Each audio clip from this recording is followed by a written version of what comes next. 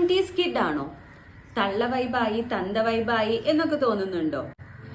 നമ്മുടെ ഈ 20കളുടെ തുടക്കത്തിൽ അല്ലെങ്കിൽ ടീനേജിലൊക്കെ നമുക്ക് ചുറ്റുമുള്ള ഒരു ലോകം അതിൽ നിന്നും ഭയങ്കര വ്യത്യസ്തമായിരിക്കും. ഒരു 25 വയസ്സ് കഴിയുമ്പോൾ അല്ലെങ്കിൽ 30 വയസ്സിലൊക്കെ നമുക്ക് ചുറ്റുമുള്ള ഒരു ലോകം.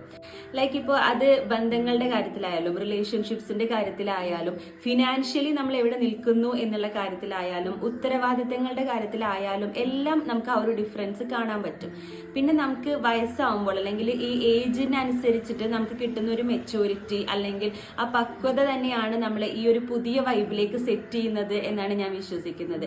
ലൈക്ക് ഇപ്പോൾ മുന്നേ നമുക്ക് ഹാപ്പിനെസ് കിട്ടിയിരുന്ന കാര്യങ്ങളിലൊന്നും ഇപ്പോൾ അത്ര തന്നെ ഹാപ്പിനെസ് കിട്ടുന്നില്ല, അല്ലെങ്കിൽ നമ്മുടെ പ്രയോറിറ്റീസ് പ്രിഫറൻസസ് എല്ലാം ഒരു ചേഞ്ച് ആവുന്നു എന്നുള്ളതാണ്.